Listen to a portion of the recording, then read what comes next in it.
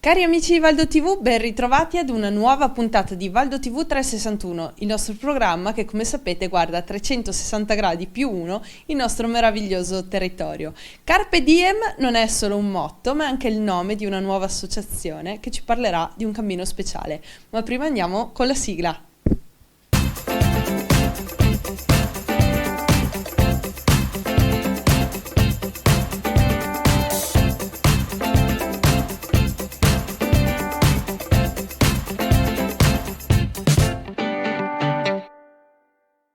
Eccoci ritrovati all'interno del nostro meraviglioso Studio 7 a Segusino. Alla regia abbiamo Sergio Capretta e qui in studio con me abbiamo Francesco De Bortoli. Ben ritrovato Francesco, perché non è la prima volta che ti vediamo su Valdo TV.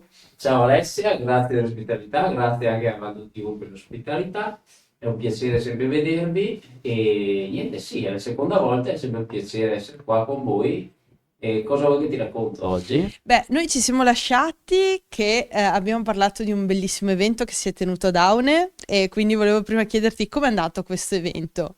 Beh, l'evento era, le chiamavano streghe, è andato benissimo anche dal punto di vista del pubblico, delle persone che sono intervenute, anche dei commercianti, le conferenze, tutto bellissimo. Purtroppo non riusciamo a ripeterlo quest'anno eh, perché praticamente abbiamo altre iniziative in testa e vogliamo portare avanti il resto, insomma. Ho detto all'inizio di questa puntata Carpe Diem, è il nome di un'associazione, però è anche un motto. Ti va di raccontarci qualcosa di più su questa associazione? Ma assolutamente sì. Allora, Carpe Diem è un'associazione nata un mese e mezzo fa e come dice il motto è cogli l'attimo. L'attimo è arrivato, dopo tanti anni l'attimo è arrivato e questa associazione è un'associazione no profit, ripeto no profit perché è importante, poi si svilupperà il discorso, perciò ricordatevelo. E il presidente è la signora Loretta De Bortoli, il vicepresidente è il signor De Bortoli Virginio e la segretaria è la signora Cristina Gasparo. Io sono un tesserato, però non ho cariche direttive né niente. Se ti dico cammino retico. Oddio, ne parlano tutti ultimamente. Ultimamente nella bocca di tanti, per fortuna. Quello posso dirti che è un mio progetto che lo sto sviluppando da più o meno 5 anni e finalmente grazie all'associazione Carpe Diem che crede in questo progetto lo stiamo portando a compimento.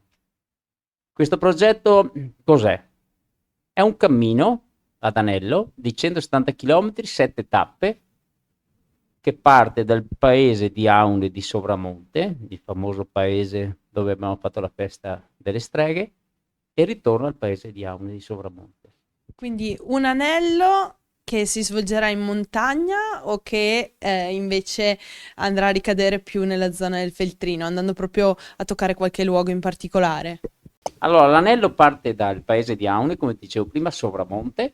La prima tappa arriva nel Lamonese, a Lamon. Anzi, permettimi di ringraziare perché ci tengo al Proloco di Lamon, al Piovigo di Lamon e l'ex ATL di Lamon perché hanno creduto per primi a questo progetto. Punto. Glielo dovevo assolutamente.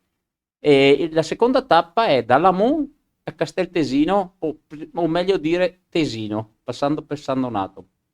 La tappa successiva è da Tesino, arriva ad Arsier, scendendo in Valsugana, risalendo da Primolano verso Arsier.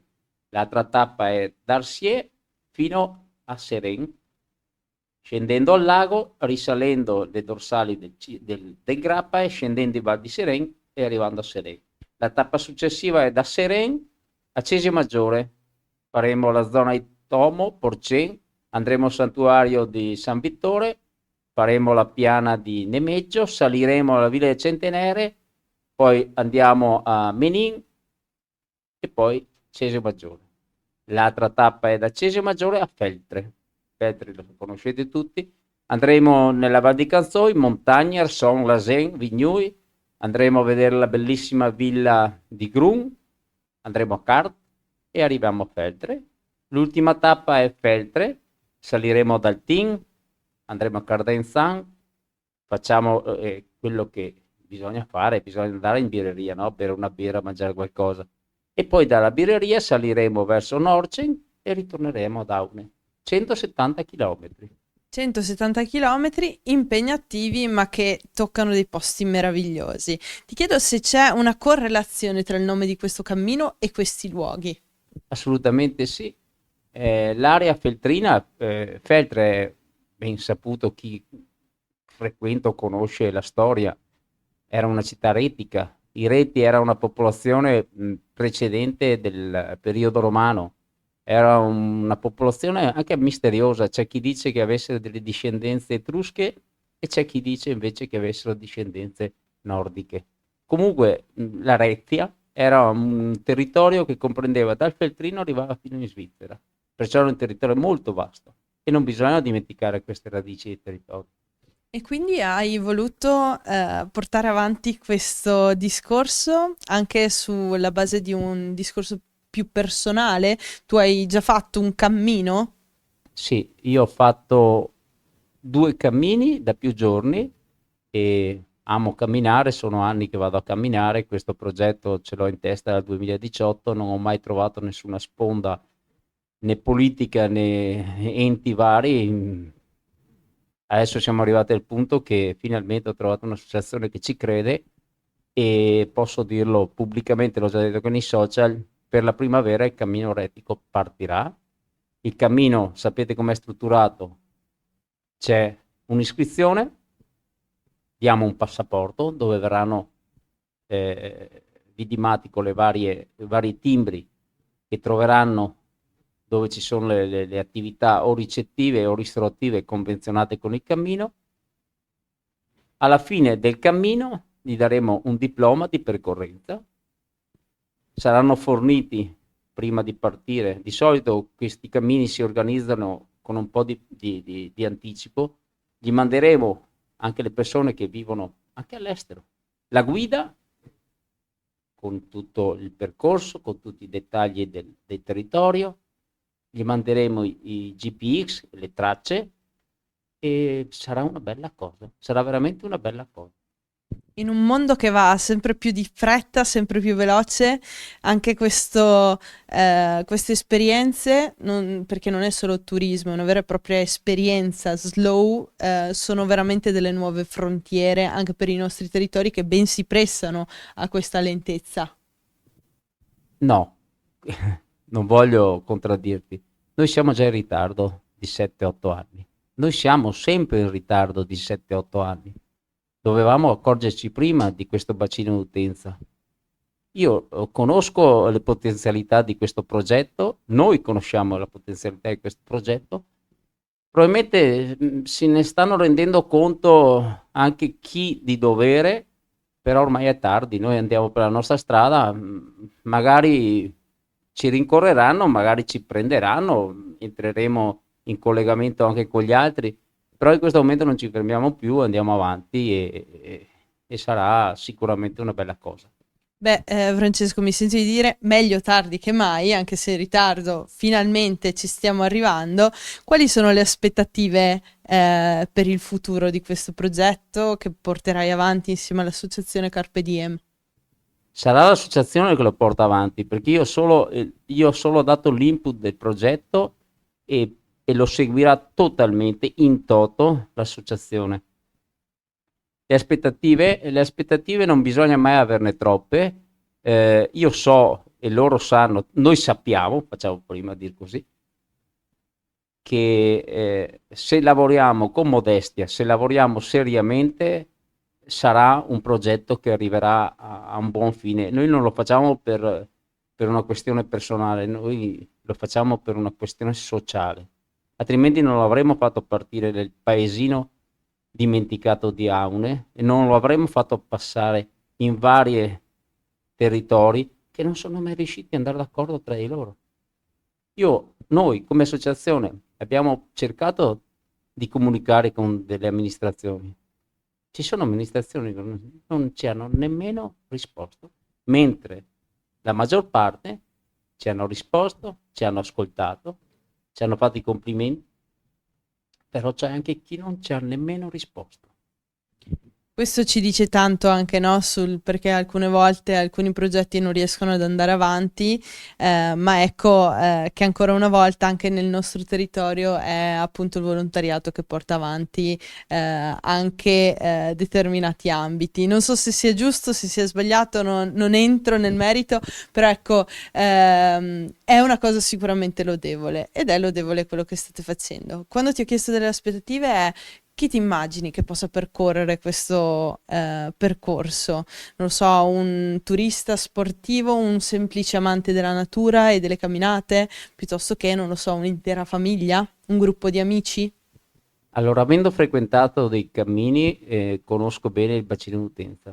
Io ho parlato con l'associazione, fin dall'inizio ho detto che non voglio che nasca un cammino d'élite, deve essere un cammino per tutti.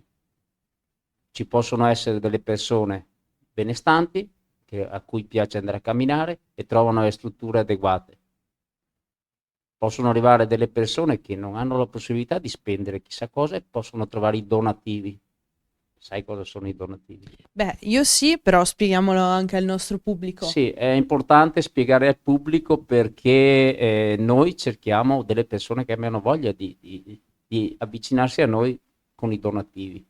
I donativi sono praticamente ci sono i viandanti che stanno frequentando questo cammino, delle persone che hanno delle stanze a disposizione per poterle ospitare, non fanno una richiesta monetaria, cioè non dicono io ti ospito per 20 euro, ma si affidano al buon cuore del viandante. È una forma di ricettività che non è soggetta dal punto di vista fiscale, perché non vengono chiesti di soldi, ma viene donato qualcosa. Perciò, perché il cammino si sviluppi in maniera completa, servono anche queste strutture. E se noi vediamo durante il percorso le varie case chiuse, sarebbero dei luoghi perfetti per ospitare questi viandanti. E per riqualificare anche il territorio, perché poi dove c'è passaggio, insomma, c'è anche vita e c'è bellezza. Un'ultima domanda, dove possiamo trovare tutte le informazioni dei prossimi passi che l'associazione svolgerà per proprio la realizzazione di questo percorso che ci hai preannunciato partirà in primavera? Allora, come ti dicevo prima, l'associazione è nata da un mese. L'associazione è un qualcosa di no profit. Siamo partiti con 0 euro. Ora ci stiamo facendo un po' di cassa perché logicamente abbiamo delle attività che si stanno convenzionando. Praticamente avendo la cassa possiamo preparare un sito, possiamo preparare una pagina Facebook adeguata. Adesso esiste una pagina Facebook, Cammino Retico, la potete vedere. C'è una mail, c'è un numero di telefono WhatsApp, però andando avanti, prima della primavera ci sarà tutto pronto, le guide cartacee, ci sarà il sito, sarà tutto pronto. In questo momento siamo ancora un pochino in alto mare, ma è una questione di un paio di mesi e vi farò sapere tutto precisamente. E quindi un progetto in step by step. Beh, sai che noi di Valdo TV ci siamo qui per sostenervi e tutte le volte che avrete voglia di parlare del cammino, noi ci saremo, ecco, anche per proprio appunto annunciare al nostro pubblico lo start, la partenza di questa meravigliosa opportunità del nostro territorio. Grazie Francesco per essere stato qui con noi e noi ci vediamo alla prossima puntata. Grazie a voi e ci vediamo presto.